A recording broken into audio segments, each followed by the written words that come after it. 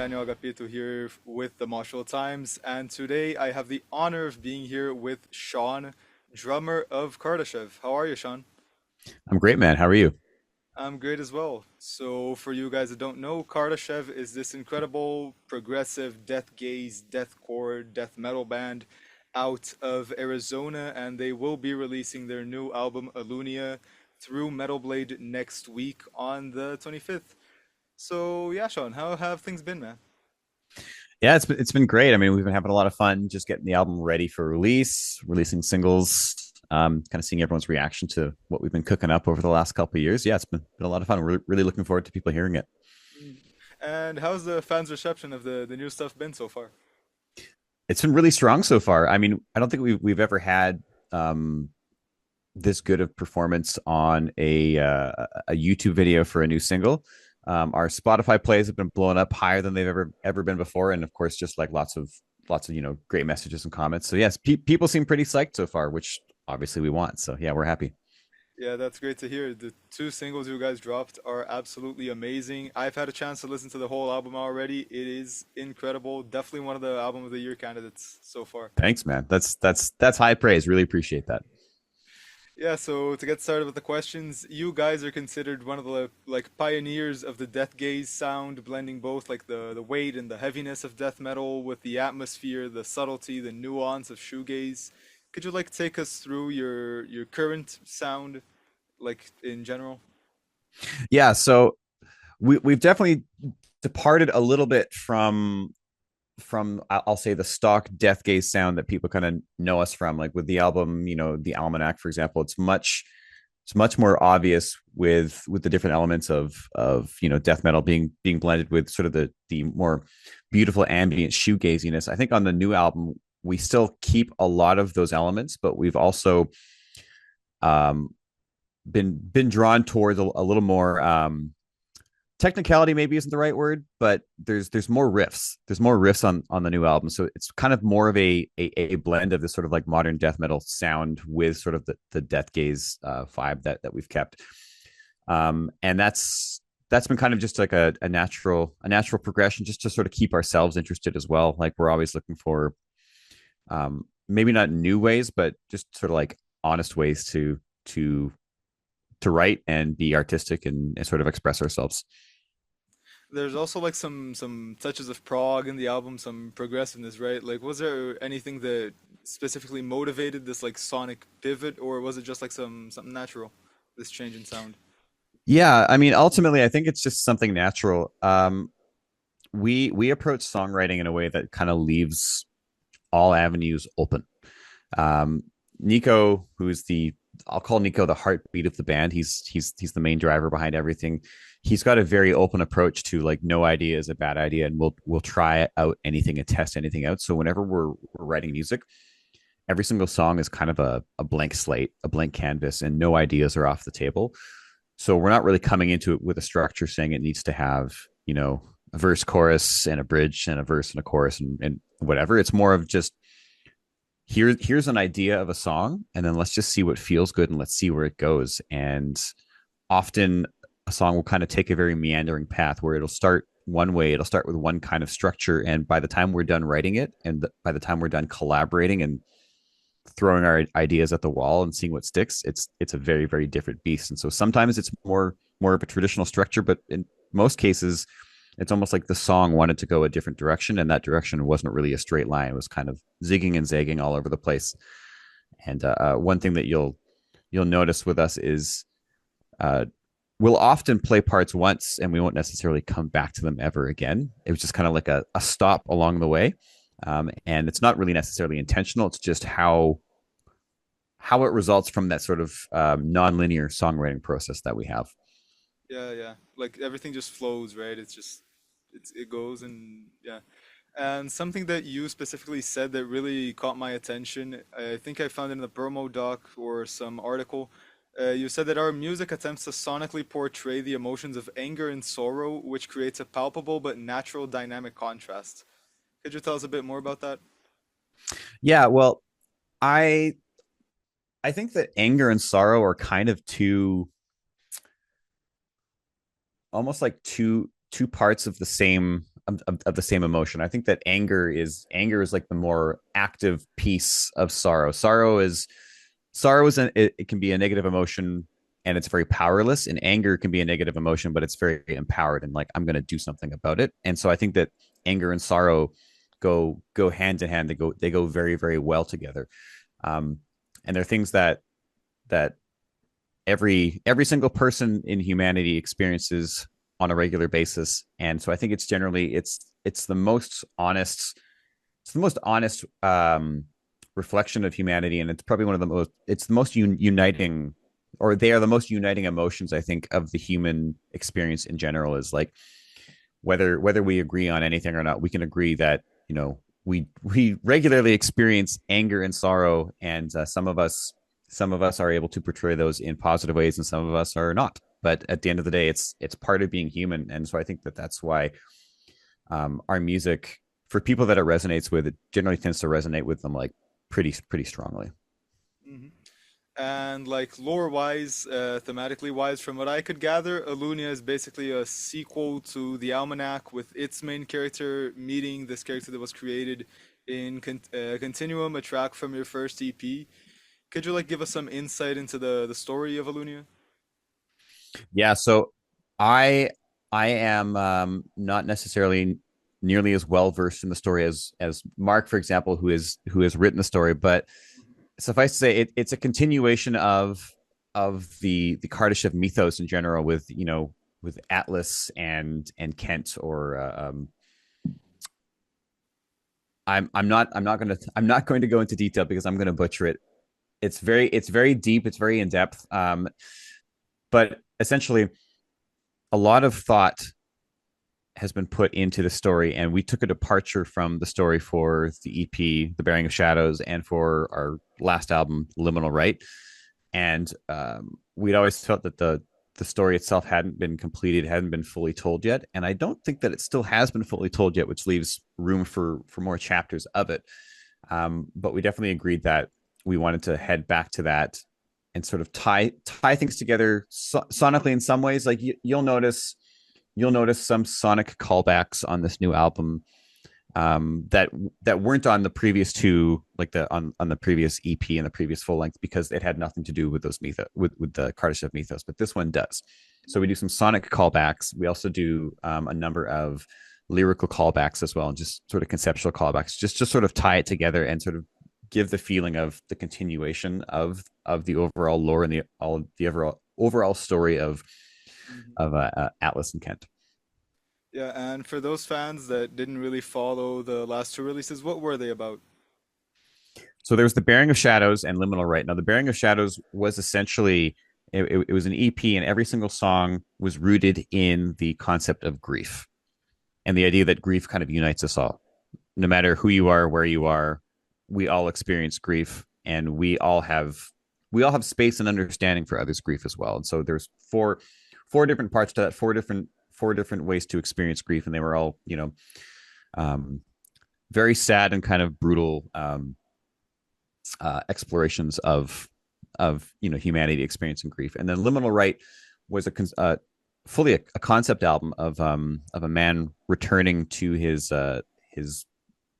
childhood home, or his birthplace, and kind of realizing that it wasn't really how he remembered it, and kind of the deterioration of he himself, whether it's due to dementia or something else, and sort of the exploration of how our memory doesn't necessarily tell an accurate story. Hmm. And Bearing of Shadows was released during the pandemic, right? Or like right at the start, something like that. Yeah, it's hard to kind of remember and go back. It feels like it's been so long, but yeah, it's right around that time. Yeah, yeah. Dealing with grief, like some very precise timing, basically, right? But unintentional, right? Definitely unintentional. Yeah, we didn't have any part in starting COVID, but yeah, it seemed to resonate really strongly and hit just at the right time, just as people were probably wondering, what does the rest of what does the rest of the world look like? Do I ever get to come out again, or are we all going to get sick and die?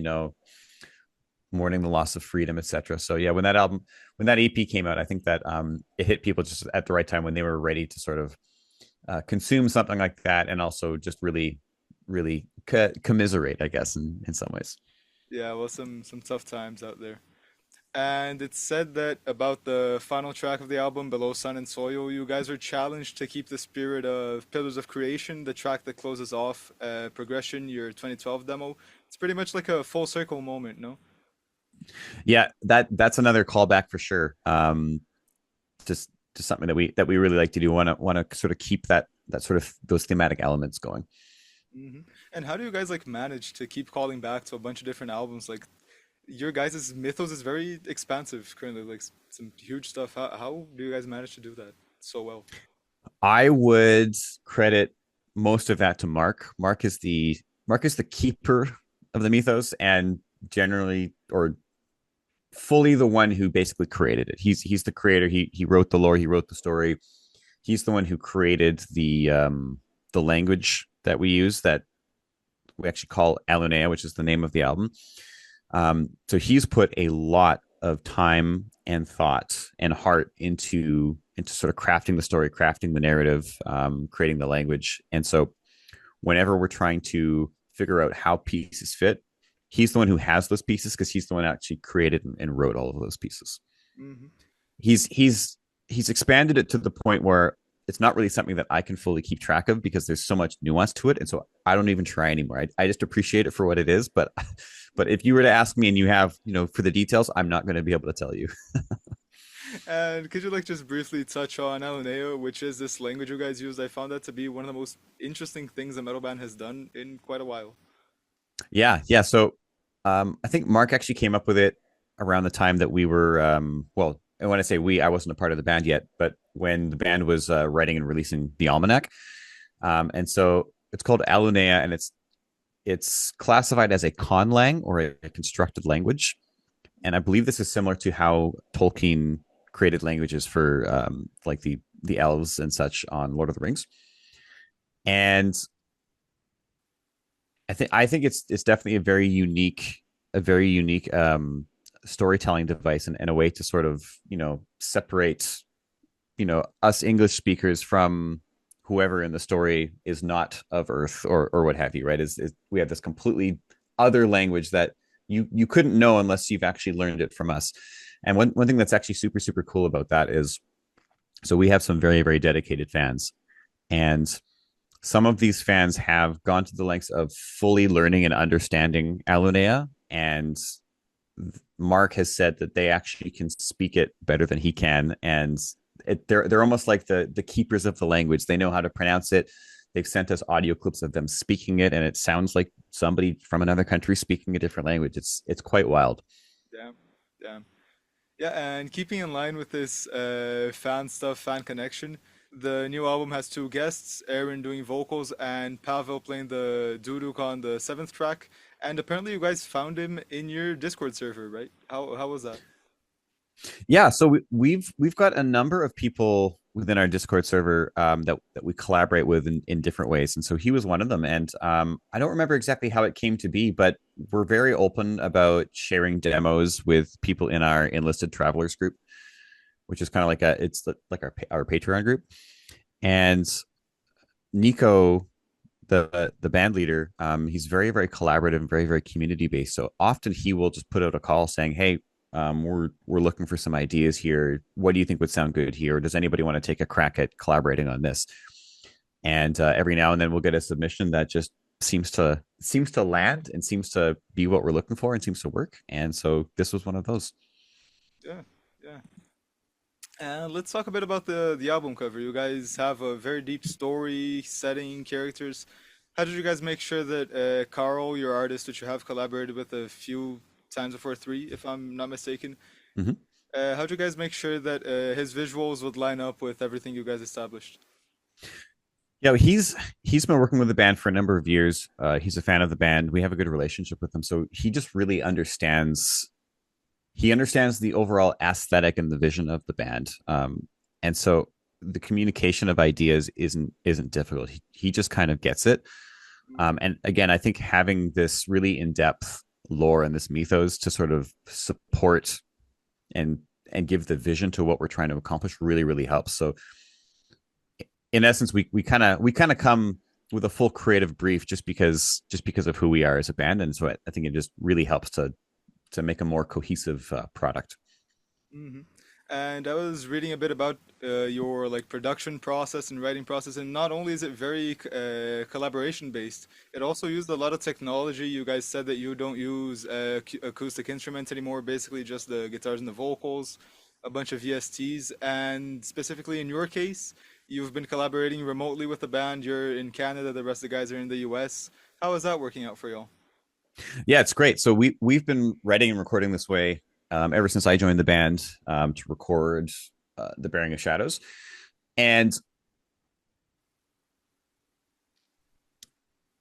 the way that I collaborate with the band and the way that we sort of write music together, it's very back and forth. And so when we're working on a song, we're sending demos to and from each other in our private Discord that we have multiple times a day. And so we don't want there to be anything that will get in the way of our speed, because when you have an idea and then you hear someone else's idea, then you want to add to it, and then you want to get feedback, and you want to keep on going back and forth. So what works the best for us and what's been super super easy is I have electronic drums, V drums, and I basically just track my MIDI performances. And so I will Nico will say, "Hey, here's the bones of the song," and then I'll listen to that. I'll think, "Damn, I Hmm. can already hear what the drums would sound like towards this." And then so I'll pop down to my studio and just jam along to the song for 20, 30 minutes, see where I think it's going to go, and then I'll just track an idea, and it's done within 5 minutes. I send it over to them, and then they listen to it and they go, "Oh, no, now that you've done that, what if we would what if we were to add this and this, and then the next part would be that." And then it's just very we're piecing it together sort of like live on the fly in a way that if we were really really married to the idea of having to use like acoustic drums every single time, or miking amps and stuff, we just wouldn't be able to do it. Allows us to just be really really fast. And in terms of the creative process, for me personally anyways, I find that my creativity comes in bursts, and I need to take advantage of it when it hits. So if my creativity is there and I don't take action, it's gone. Hmm. And so I want to make sure that I'm able to act quick, and the band is able to act quick. And so I think that's just been sort of our adoption of technology has been integral to sort of take advantage of our ability to sort of be creative on the fly, and be really really really quick, if that makes sense. Hmm. And how has all of that been translating into the live show context? Yeah, so we weren't sure how that would work, because uh, we've essentially always been a studio band. We we signed to Metal Blade during COVID when nobody knew if touring would ever come back. So there's no touring in our contract. We're essentially just a studio band. And when we were given the opportunity last year to play at Euroblast in Germany, we all said, "Well, do we think we can do it?" We've never actually played live in this configuration before, and we said, "Screw it, let's do it. Let's not pass up this opportunity." And so we all practiced, by ourselves. And then when we met in Germany, we had a rehearsal space booked for 2 days, and so we rehearsed for 2 days, and then we got on stage and we played. And what we found is, because we had gotten so good at collaborating creatively, and we all shared the same vision, the minute that we started playing in that rehearsal space, like the chemistry was instant. Uh, It's like we had always been practicing and playing together, just because of the shared vision and the shared idea. And of course, we all know the songs very very very well. So it ended up going really really well, and it kind of gave us the itch to do more festivals, because the actual live performance itself, it honestly could not have gone better, especially for the fact that we had never done this as a band before, and never, when we started out, never expected to do this. It went amazingly. mhm. So we could be seeing some more Kardashev tours, some more Kardashev live gigs in the near future. Realistically, no tours, just because we're too spread out. But we are open for business when it comes to festivals. So if any festival promoters are taking note right now, let's do some festivals. Hmm. And going back to the tech stuff, I have to ask, what about the use of AI in art? What do you guys think about that? What do you guys think of AI? There's some bands that are using Yeah, AI, kind of controversial covers and stuff. What do y'all think? the use of AI in art. So this is it's a really interesting conversation. And I mean, I for my day job, I use AI very exclusively. There's almost nothing that I do that AI doesn't touch. So I have a lot of different thoughts on this. But in terms of AI in art and AI in music, I think that AI can be a very, very powerful tool to get ideas out. Very, very powerful tool for ideating, for uncovering new ideas, new paths. I do think that in terms of art, I think that art should still ultimately come from a person. And for that, I mean, for the final product, I don't think that it's necessarily very honest to release a final product as if it was created by a human when it was actually created by AI. But I think it's perfectly fine for AI to have played a part in your creative process to help you get there, if that makes sense. Mhm. Now, there are certain instances where I think that AI being a part of the final product is okay because I think there are very artistic ways to use it. Like the new Igor music video, for example, is straight AI and it's absolutely incredible. And I don't know about you, but I've spent probably thousands of hours at this point using and prompting AI and creating things with AI, and I have no idea how they're able to do that level of continuity and quality, and it's just incredible. So their use of it in itself is still an art, and so there are always going to be fringe cases, and I don't like how some people will just blanketly say AI is good or AI is bad. Well, no, it's like what's the spirit of the use? Are you trying to use AI just so that you don't have to pay an artist? If so, I think that's kind of bullshit. Like pay an artist, but maybe use AI to help you understand what you want the artist to do, but then get the artist to do it because Yeah. that's going to be the most honest thing. Hmm. And as we've established, Kardashev has this very expansive mythos, some very complicated stuff. And nowadays, with like social media and algorithms and playlists and whatnot, people's attention spans have been dwindling, basically. Is it still like feasible to release these huge pieces of art nowadays, in your opinion? I think it is. I think that they appeal to a much smaller group of people, but I also think that we're in an age where I think there's a lot more value in going deep rather than going broad. So we're taking the approach of going deep. The people who get it love it, and the people who don't have time for it doesn't matter. Like you do you. Just we know that if the right people find what we're doing, they're going to love it, and those are the people that we care about. Yeah. And now, last question here. Kardashev has been pretty much a very dynamic, very evolving band so far. Is it even possible to say where you guys envision yourselves in the next like 5 to 10 years? Yeah, I think it's impossible to say. I hope within the next 5 to 10 years we're playing a number of festivals. There will definitely be more music on the way for sure. Although what that will sound like and when I definitely can't say because we're just trying to get this next album out. But suffice to say, there's still a lot more. There's a lot more of the story to be told, and there's a lot more music for us to write. So there will definitely be more. Yeah. And that's it for me, man. So now, balls in your court if you want to leave any final words, any final message, anything you'd like to share with the Moshville Times audience. It's up to you. Yeah, for sure. So nothing specific. Just I hope that everybody checks out the new album, and I hope that everybody engages with us. If you want to, talk to our fans or also speak to us directly, hop on the Discord. We're very very community based, and we really like to talk to our fans. So uh, yeah, hope you love the album. Yeah, that's it. Thank you so much for your time, Sean. Thank you for watching. Thank you for listening. And yeah, go check out Alunea next week, 25th, on Metal Blade Records. Thank you so Thanks. much.